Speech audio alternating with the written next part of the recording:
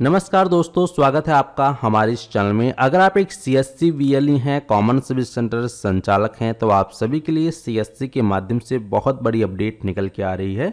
अगर अभी तक आप सभी को सीएससी के माध्यम से किसी कारणवश बैंक बीसी नहीं मिल पाया है, तो ऐसे में आप लोगों के लिए बहुत बड़ी अपडेट है। अब आप लोग अपनी सीएससी आईडी के माध्यम से बिना बैंक बीसी लिए हुए भी बैंकों के सभी काम कर पाएंगे अपने सीएससी आईडी से। जैसे कि अकाउंट खोलना हो गया, या फिर आप कैश डिपॉजिट करना हो गया, या फिर लास्ट 12 महीने का स्टेटमेंट निकालना हो, या फिर आप किसी व्यक्ति को लोन अप्रूव कराना हो, या लोन दिलवाना हो, या फिर क्रेडिट कार्ड दिलवाना हो, या डेबिट कार्ड दिलवाना हो। ये सारे काम अब आप लोग अपने सीएससी आईडी के माध्यम से ही कर पाएंगे। तो किस प्रकार से ये सभी काम आप लोग बिना बैंक बीसी लिए हुए कर पाएंगे, इसका कंप्लीट प्रोसेस आज की इस वीडियो में हम आपको करके दिखाने वाले हैं। तो वीडियो को शुरू से लेकर अंत तक जरूर देखना है। और अगर चैनल पर पहली बार आए हैं तो चैनल को सब्सक्राइब करने के साथ साथ नोटिफिकेशन बेल आइकन को ऑल पे क्लिक करके ऑन कर लीजिएगा, ताकि आप इसी प्रकार की इन्फॉर्मेटिव वीडियो सबसे पहले देख पाएं। ठीक है, तो चलिए शुरू करते हैं।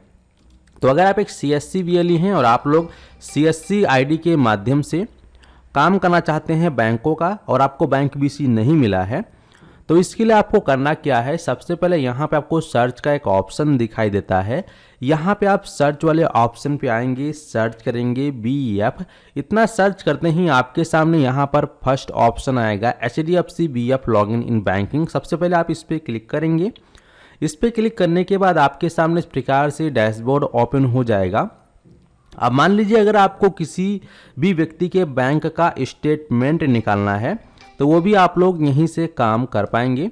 तो इसके लिए यहाँ पर आपको एक और सर्विस देखने को मिल जाएगा। यहाँ पे न्यूली अराइव्ड में ही आप इसे थोड़ा सा इस प्रकार से स्लाइड करेंगे, तो यहाँ आपको फाइनेंशियल स्टेटमेंट अकाउंट इस वाले ऑप्शंस पे क्लिक करना है, व्यू प्रोडक्ट पे क्लिक करना है। हालांकि इसके बारे में वीडियो पहले ही बता चुका हूँ, लेकिन इस वीडियो में मैं आपको पूरा प्रोसेस बताने वाला हूँ कि किस प्रकार से कस्टमर का अकाउंट ओपन करना है, किस प्रकार से उनके अकाउंट में कैश डिपॉजिट करना है, कैश विड्रॉल किस प्रकार से करना है, और स्टेटमेंट किस प्रकार से निकालना है, लोन किस प्रकार से दिलवाना है, या फिर क्रेडिट कार्ड के लिए आवेदन किस प्रकार से करेंगे।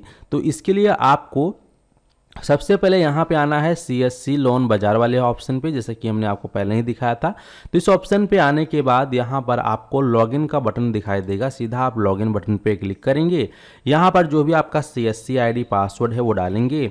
यहाँ पर जो भी आपके सामने आपका कैप्चा कोड शो कर रहा होगा, तो वो कैप्चा कोड यहाँ डालना है। अगर आपको कैप्चा कोड समझ में नहीं आता है तो यहाँ पर रिफ्रेश का बटन है, आप रिफ्रेश भी कर सकते हैं। तो कैप्चा कोड डाल के सीधा हम यहाँ पे साइन इन पे क्लिक करते हैं।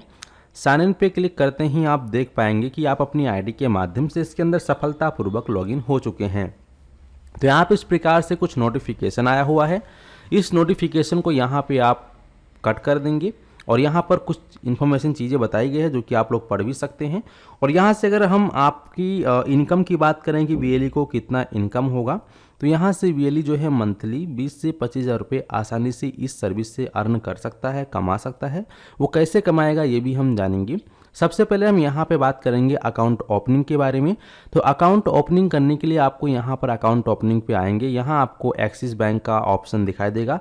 किसी किसी के सीएससी आईडी में यहाँ पर HDFC बैंक का भी ऑप्शन दिखाई देगा। अगर आपके एरिया में HDFC बैंक का ब्रांच है तो यहाँ पे आपको आपके एरिया का HDFC बैंक का भी यहाँ पर नाम शो हो जाएगा। तो यहाँ पर जैसे कि मान लीजिए उसको अकाउंट ओपन करवाना है, करंट अकाउंट हो गया, या सेविंग अकाउंट का ओपन करना है, या फिर वीडियो KYC के थ्रू अकाउंट ओपन करना है, तो जो भी उसको अकाउंट ओपन करना है वो आप यहाँ से उसका अकाउंट ओपन कर सकते हैं बहुत ही आसानी से। और यहाँ से आप लोग जो है डिपॉजिट का काम कर सकते हैं। और यहाँ आपको ऑप्शन मिल जाता है क्रेडिट कार्ड का, जैसे कि आप यहाँ पर एक्सिस बैंक के माध्यम से क्रेडिट कार्ड दिला सकते हैं। Bajaj Finserv Insta EMI card पे क्लिक करके यहाँ से आप लोग Bajaj Finserv Insta EMI card दिला सकते हैं, जहाँ पे आपको प्रति कार्ड लगभग 220 रुपये का कमीशन मिलता है। ठीक है, और यहाँ पे आप HDFC के माध्यम से HDFC का क्रेडिट कार्ड दिला सकते हैं, और यहाँ से आप LIC कार्ड जो LIC का क्रेडिट कार्ड है वो भी आप दिला सकते हैं।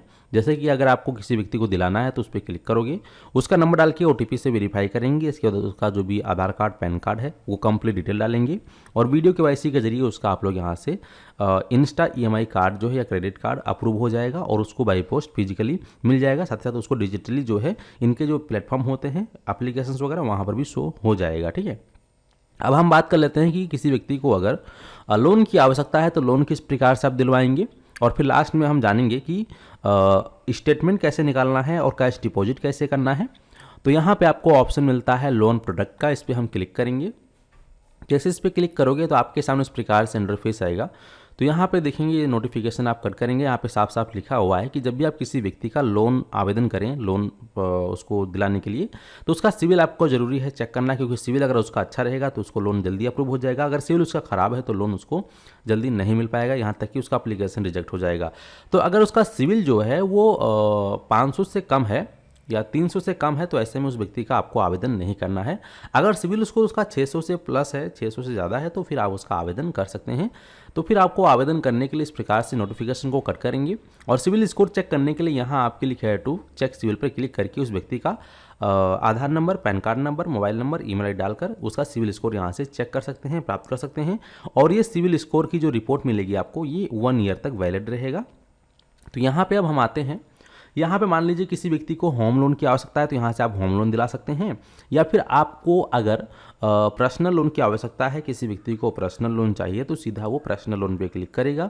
इस प्रकार से आपको 3 बैंकों के नाम दिखाई देंगे, HDFC, एक्सिस और बजाज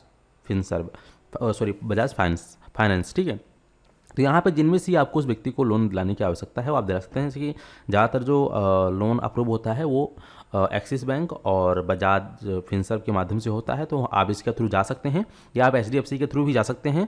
लेकिन अगर आपके एरिया में HDFC का ब्रांच नहीं है तो यहाँ पे क्लिक करते ही आपको एरर दिखाएगा, लेकिन ये दोनों आपको ऑप्शन काम करते हुए नजर आएंगे। जैसे कि हम अप्लाई लोन पे क्लिक करते हैं एक्सिस वाले, तो देख पाएंगे इस प्रकार से पेज खुल चुका है। यहाँ पर वही सेम प्रोसेस है, आप उसका नंबर डालेंगे, OTP आएगा उसके नंबर है, OTP डाल के सबमिट करेंगे।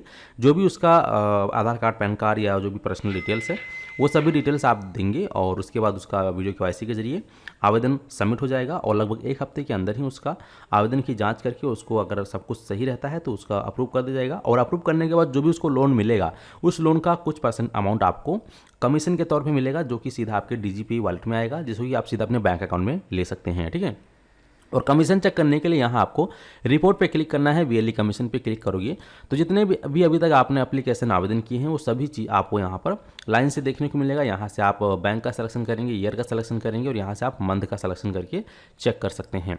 अब हम बात कर लेते हैं कि बैंकों का स्टेटमेंट किस प्रकार से चेक करेंगे। जैसे मान लीजिए अगर किसी व्यक्ति को अपने बैंक का स्टेटमेंट निकलवाना है और उसके पास टाइम नहीं है कि वो बैंक में जाए, लाइन लगाए या एप्लीकेशन देना पड़ता है, तब जाके उसका स्टेटमेंट निकल पाता है। ठीक है, तो ऐसे में आप लोग बहुत ही आसानी से अपने CSC सेंटर के माध्यम से, CSC ID के माध्यम से उस व्यक्ति का पैन नंबर और मोबाइल नंबर के माध्यम से ही उसका किसी भी बैंक का स्टेटमेंट निकाल सकते हैं लास्ट 12 महीने का। ठीक है, 12 महीने का भी निकाल सकते हैं, 6 महीने का भी निकाल सकते हैं और 3 महीने का निकाल सकते हैं। तो इसके लिए सीधा आपको इस वाले ऑप्शन पर क्लिक करना है, लॉगिन वाले ऑप्शन पर। जैसे ही लॉगिन वाले ऑप्शन पर क्लिक करेंगे आप अपनी ID के माध्यम से इसमें लॉगिन हो जाएंगे। लॉगिन हो जाने के बाद आपका डैशबोर्ड इस प्रकार से ओपन हो जाएगा। अब यहाँ आपको ऑप्शन मिलता है रिक्वेस्ट स्टेटमेंट, इस पर क्लिक करोगे तो यहाँ पे जिसका भी आपको स्टेटमेंट निकालना है उसका मोबाइल नंबर, ध्यान रहे उसका यहाँ पे रजिस्टर्ड मोबाइल नंबर डालना है, जो उसके बैंक में रजिस्टर्ड मोबाइल नंबर है वही नंबर यहाँ डालना है, और यहाँ पर उसका ईमेल ID, पैन नंबर यहाँ डालेंगे, और यहाँ पे उसका जो भी फाइनेंशियल इंस्टीट्यूट यानी कि कौन से बैंक से उसका स्टेटमेंट चाहिए वो बैंक आप यहाँ पे सेलेक्ट करेंगे। लगभग सभी बैंकों के नाम आपको यहाँ पर देखने को मिलेगा, चाहे फिर वो आपका SBI बैंक हो, ठीक है, या फिर आपका PNB बैंक हो या इंडियन बैंक हो, जो भी बैंक है सभी बैंकों के नाम आपको यहाँ पर देखने को मिल जाएगा। ठीक है, इस प्रकार से आप यहाँ पे कीबोर्ड पे सर्च करोगे तो आपका स्टेट बैंक ऑफ इंडिया आ चुका है। ठीक है, तो आप जो भी बैंक का निकालना चाहते हैं निकाल सकते हैं, वो बैंक आप सेलेक्ट करेंगे। इसके बाद यहाँ पे पीरियड सेलेक्ट करेंगे कि आपको लास्ट 3 मंथ का स्टेटमेंट चाहिए या 6 मंथ का स्टेटमेंट चाहिए, 12 मंथ का स्टेटमेंट चाहिए, तो आप सेलेक्ट कर सकते हैं। और यहाँ पे टाइप ऑफ रिपोर्ट, जो भी बैंक स्टेटमेंट है तो यहाँ पे आपने 12th से लगे 12th करेंगे, जो भी आपको स्टेटमेंट चाहिए जितने महीने का वो आप यहाँ पे सिलेक्ट कर सकते हैं। इसका कंटिन्यू पे क्लिक करोगे तो आपके इसी नंबर पर एक OTP जाएगा, OTP डाल के आप सबमिट करोगे और उसके बाद आपका डिटेल फैच होके आपको आ जाएगा। और इसके बाद फिर आपको जो है पेमेंट करना होगा दोस्तों। यहाँ पे ये सर्विस फ्री नहीं है, मैं आपको दिखा देता हूँ, जैसे कि मैंने अभी कुछ दिन पहले ही आप सभी को वीडियो बना के दिखाया था।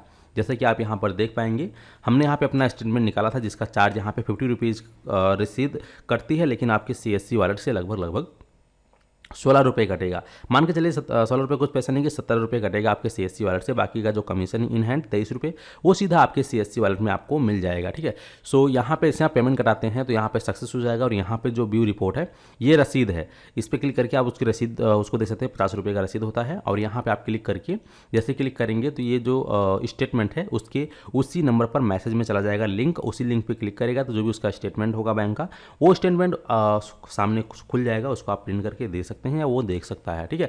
और मैंने ऑलरेडी जो है स्पेशली अलग से स्टेटमेंट कैसे देखना है, ओनली स्टेटमेंट का ऑलरेडी ये वीडियो हमने यहाँ पे डाल रखा है, आप देख पाएंगे। 5 दिन पहले ही वीडियो गया है जिसपे कि लोगों ने 15,000 लोगों ने इस वीडियो को देखा हुआ है, ठीक है। तो आप लोग इस वीडियो को देखकर स्टेटमेंट निकालना सीख सकते हैं। हालांकि मैंने इसमें भी आपको कंप्लीट प्रोसेस बता दिया है और उम्मीद करते हैं कि आप लोग अच्छे से समझ गए। हाँ, कैश डिपॉजिट कैसे करना है बैंक अकाउंट में, तो दोस्तों कैश डिपॉजिट जो है आप अपने DigiPay के माध्यम से कर सकते हैं। जैसा कि आपको पता होगा कि DigiPay का लाइट वर्जन जो आया हुआ है उसमें आप कैश डिपॉजिट की ऑप्शन दिया गया है, सुविधा दिया गया है। वहाँ से सीधा उसके बैंक अकाउंट में कैश डिपॉजिट कर सकते हैं और कैश विड्रॉल वगैरह भी आप लोग वहीं से कर पाएंगे। यानी कि अगर आपको CSC के माध्यम से बैंक BC नहीं मिल पाता है तो जो बैंक BC से काम होता है वो सारे काम आप लोग बिना बैंक BC के भी अब CSC ID के माध्यम से नॉर्मली कर सकते हैं और आपको उतना कोई भी प्रॉब्लम फेस करने की आवश्यकता भी नहीं पड़ेगी। तो उम्मीद करते हैं कि आप लोग अच्छे से समझ गए हैं। चलिए इस वीडियो को समाप्त करते हैं, मिलते हैं आपको एक नए वीडियो में। धन्यवाद।